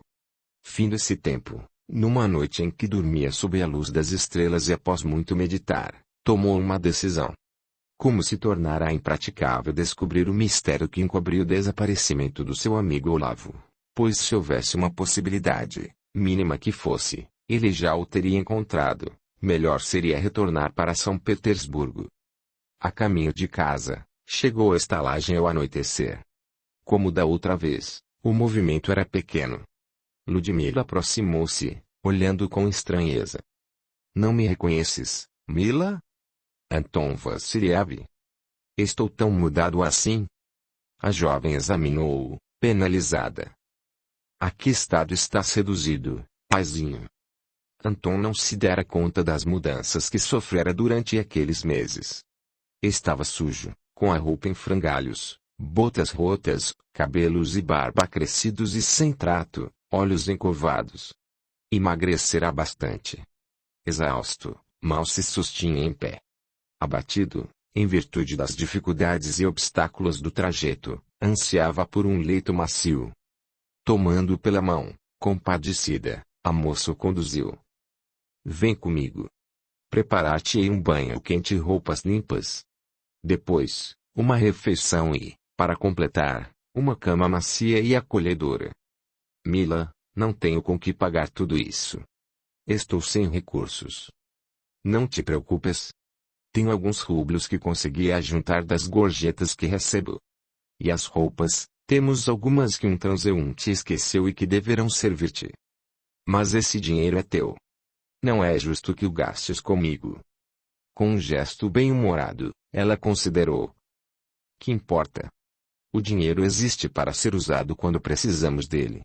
Além disso, não prometeste levar-me a São Petersburgo. É verdade. Nosso acordo está de pé. Então, não te preocupes. Com um sorriso triste, ele se deixou conduzir. Após o banho, Mila levou-lhe a refeição no quarto e ficou ali perto enquanto ele comia. E então? Indagou ela quando Anton terminou a refeição. Descobriste alguma coisa? Nada. É como se Olavo Barenkov e sua escolta tivessem sido tragados pela terra. E tu? Infelizmente, também não tenho boas notícias para dar-te. Nada descobri. Suspirando, Anton ponderou. Só o tempo talvez poderá responder às nossas indagações. Partirei amanhã. Infelizmente, não posso levar-te agora, pois só tenho um animal. Não seja por isso. Após o pagamento do quarto e da refeição, me sobrarão alguns rublos. Comprarei um cavalo, arreios, e ainda teremos o necessário para nos abastecermos durante a viagem. Então está decidido. Quando chegarmos a São Petersburgo, te reembolsarei de tudo o que gastaste comigo. Só o fato de me levares junto contigo já é pagamento suficiente. Repousa agora. Anton acomodou-se no leito e, puxando as cobertas, agradeceu a Deus o conforto dessa noite. Fechou os olhos e caiu em sono profundo. Despertou com o sol a pino. Espreguiçou-se e olhou para a janela. Deveria ser muito tarde. Nunca dormira tanto. Alguém bateu na porta discretamente e entrou. Era Ludmila. Afinal, acordaste, paizinho? Estavas dormindo tão profundamente que não tive coragem de despertar-te. Que horas são? A tarde está a meio. De um pulo Anton se pôs de pé, recolhendo os poucos pertences que ainda possuía. Então vamos, havia-te. Deveríamos estar galopando há muitas horas. Perdemos um tempo precioso. Logo estavam prontos para partir. A aldeã aproveitara, enquanto ele dormia, para fazer seus preparativos. Explicara a situação ao estalajadeiro, solicitando dispensa do serviço e agradecendo por tudo que ele lhe fizera. Conquanto não tivesse gostado muito do pedido de Ludmila, visto que perderia a excelente ajudante, não poderia impedi-la. Acusou-a de ingrata, mas resignou-se ao inevitável. Cupido amansou um pouco quando a antiga serviçal pagou generosamente pela hospedagem de Anton e pelo cavalo, cujo preço cobrado era muito superior ao que realmente valia. Despediram-se e partiram. Mila deixava aquele lugar sem tristeza. Jamais fora feliz ali, onde somente encontrara trabalho, cansaço e solidão. Agora, com o coração cheio de esperança, tomava o rumo da capital. 24. Em São Petersburgo. Após alguns dias de jornada, aproximaram-se da grande cidade. Anton teria feito o trajeto em bem menos tempo, mas era preciso considerar as condições de Ludmila, não acostumada a grandes viagens e as canseiras daí decorrentes. Assim, extremamente fatigados, divisaram ao longe as torres da cidade. A vista de São Petersburgo, porém, encheu a jovem camponesa de entusiasmo e energia. A capital do Império Russo, já naquela época, era uma urbe de vida intensa e movimentada. Entrando pelos grandes portões, Mila fez o trajeto sob grande euforia, observando construções e monumentos, praças e palácios, esquecida já do cansaço. Ao se deterem defronte da elegante mansão da família Barenkov, seu novo lar, Mila não continha a surpresa, que aumentou ao transporem os portões da senhora residência. Alexandra e os demais criados correram ao encontro dos recém-chegados. Com espanto observaram a bela jovem que acompanhava Anton Vassiliev. Diante do interesse geral, ele fez as apresentações. Alexandra, esta é ela de Mila, uma amiga que ficará conosco de hora em diante. Mila, esta é minha filha, Alexandra Andreevna, e estes são os servidores da casa. Notando o natural acanhamento da recém-chegada, Alexandra aproximou-se e lhe deu as boas-vindas, apresentando cada um dos criados, que receberam a nova moradora com gentileza. Em seguida, Alexandra não se conteve mais. Puxou Anton para um lado e indagou. Pai, estamos todos aflitos. Conta-nos. Quais as notícias que nos trazes? Encontraste Olavo? Como está ele? Anton e Mila trocaram um olhar apreensivo. Calma, minha filha. Sê forte. Não trago boas notícias. Ninguém sabe de Olavo, nada consegui descobrir. Mas a história é longa. Muito longa. Alexandra sentiu uma vertigem, apoiou-se na cadeira mais próxima e respirou profundamente. Era uma mulher forte de alta têmpera, já tinha sofrido muito na vida e não se deixaria abater. Reunindo forças, conteve a emoção, não desejando desnudar seus sentimentos perto dos criados e, Ainda menos, perante a jovem desconhecida. Com voz que pretendia fosse a mais natural possível, considerou. Compreendo, meu pai. Saberemos enfrentar mais esta desventura. Agora, estáis muito cansados. Vou mandar preparar-vos uma refeição, enquanto repousais um pouco. Depois, conversaremos. E voltou-se para a jovem. Mila, vem comigo. Vou mostrar teus aposentos. 2 horas depois, mais refeitos e alimentados, dirigiram-se ao salão para conversar. Como Mila percebesse que a filha de Anton se sentia constrangida na sua presença, despediu-se. Gostaria de recolher-me agora. A viagem foi extremamente cansativa. Peço-vos licença. Boa noite. Após a saída da jovem, ambos ficaram mais à vontade. Alexandra deu vazão à sua ansiedade. Pai, por piedade. Já esperei demais. Nada me escondas. Onde está Olavo? O que aconteceu com ele? Estou enlouquecendo só de pensar que algo de terrível possa ter ocorrido. Tranquiliza-te, minha filha, para poder ouvir as notícias que, contra a minha vontade, te trago. Deus é testemunha de que fiz tudo o que podia para descobrir o paradeiro de Olavo Barenkov. Apesar disso, tudo inútil. Como assim? Fala, pai. Respirando profundamente, ele principiou a falar. Ouve, minha filha, e julga por ti mesma. E relatou a Alexandra todas as suas andanças e peripécias durante os meses de ausência. Quando terminou, ela chorava. Segundo julgo, meu pai, nós o perdemos. Não, minha filha, desconhecemos o que houve. É diferente. Pode ser que tenha sido aprisionado, sofrido um acidente, quem sabe? O certo é que Rude deve estar metido nessa encrenca. Isso foi coisa de ciganos. Enxugando o pranto, Alexandra perguntou. E agora, pai, o que vamos fazer? Com um gesto de desalento, ele murmurou. Esperar. Só nos resta esperar. Tenho cá comigo que um dia ainda iremos ter notícias dele. Mas por enquanto vamos tocar nossa vida, cuidando do patrimônio que nos foi entregue para administrar e esperando que Nossa Senhora de Cazã nos ilumine. Com os olhos perdidos no vazio, meditando sobre as últimas horas que Olavo passara naquela casa, Alexandra afirmou. Pai, ele sabia de alguma coisa, talvez pressentisse algum perigo. Estava muito estranho ao despedir-se. Deixou inclusive ordens expressas para o caso de necessidade. Lembras-te? É verdade. Amanhã mesmo verificaremos esses documentos. Agora é tarde e preciso descansar para poder enfrentar o novo dia. Terei muitas tarefas espinhosas. Entre elas, a de comunicar aos criados da casa e aos empregados do escritório o desaparecimento do patrão, e tomar as decisões cabíveis. Abraçou e beijou a filha, desejando-lhe uma boa noite. Nesse instante lembrou-se de perguntar. A propósito, onde está meu neto, Andrei Wiki? Estranhei sua ausência. Meu filho foi à mansão dos Lilazes vistoriar a propriedade, mas amanhã estará de volta. Não imaginas como ele tem trabalhado, meu pai, procurando suprir tua falta e assumindo muitas responsabilidades. E também como tenho sentido saudade de Olavo. Sei disso. Esse é um outro problema que terei de enfrentar amanhã.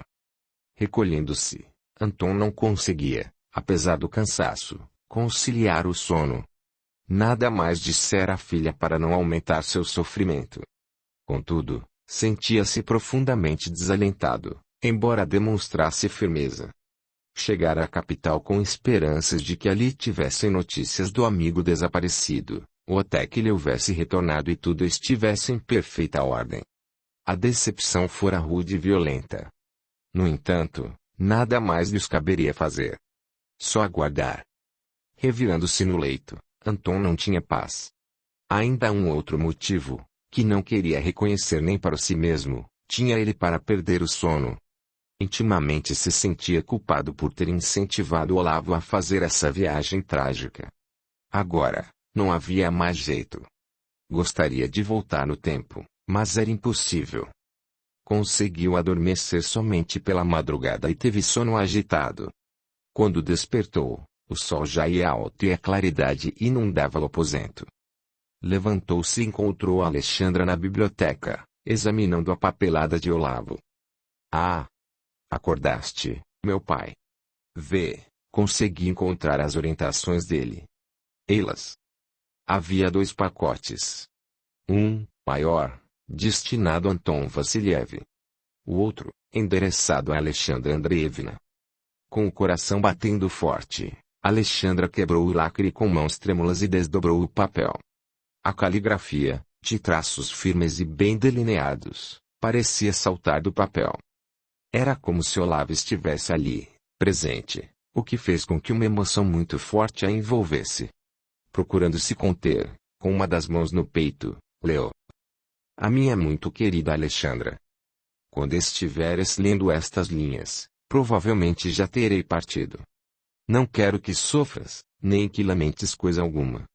Certamente tudo teria que ser como realmente foi, porque nada acontece por acaso, pelo menos foi o que me assegurou o fantasma da minha mãe, certa ocasião. Provavelmente, estranharás minhas palavras, pois jamais dei crédito a essas superstições, e sabes disso. Contudo, devo assegurar-te que estava enganado. Hoje, tenho absoluta certeza de que ninguém morre e que continuamos existindo num outro lugar, que não sei bem onde fica, mas que existe. Tanto é que minha adorada mãe, após seu falecimento e numa época em que eu, já casado, sofria muito, apareceu a mim e deu-me provas de sua identidade, consolando-me e aconselhando-me. Relato-te estas coisas para que não te desesperes em momento algum. Mesmo que eu haja desaparecido do mundo dos vivos, continuarei existindo e estarei a teu lado, uma vez que nunca deixei de amar-te. Perdoa minhas palavras, palavras essas que nunca pude pronunciar enquanto estávamos juntos, mas, neste instante, já não estarei preso a compromissos terrenos, segundo o jugo. Algo de muito forte leva-me a pensar assim. Uma angústia e uma apreensão muito grandes invadem minha alma e sinto que corro grande perigo. Tenho a intuição de que esta é a última vez que vejo esta casa. Ao solar da família Barenkov não retornarei mais com este corpo material. Entretanto, só o futuro dirá se tenho razão. Tenho a certeza de que continuarei velando por ti e por nosso filho, Andrei Urique. Estás surpresa? Sim, não me perguntes como, mas agora eu sei a verdade. Suplico-te que me perdoes todo o mal que te fiz. Na ocasião, errei e reconheço meu erro. Não confiei em ti, por isso, me arrependi amargamente. Perdoa-me, se puderes. Desejo pedir-te ainda um favor. Cuida de tudo, auxiliando teu pai, meu amigo Anton Vassiliev, na administração de meus bens de fortuna. Deixei ordens expressas que deverão ser cumpridas. Elas se destinam a preservar os direitos de meu filho, que reconheço legalmente, e de minha esposa, Ivana, enquanto existir, no caso de ser encontrada. Espero que já o tenha sido. Se isso acontecer, peço-te que cuides dela. Ivana necessita muito da nossa ajuda. Quanto a Andrei Urique, deixo a teu critério revelares ou não a verdade a ele. Não desejo que a memória de Nikolai Nikolaevich seja manchada, e também temo que Andrei não me perdoe a posição tomada na época. Não obstante, confesso que apreciaria muito que meu filho soubesse que sou seu verdadeiro pai. Algum dia, em algum lugar, voltaremos a encontrar-nos. Esperarei com ansiedade esse momento, pelo muito que te quero, pedindo à senhora de Kazan te abençoe e proteja. Do sempre teu Olavo Barenkov. Ao terminar de ler a carta, Alexandra chorava copiosamente, não contendo a emoção.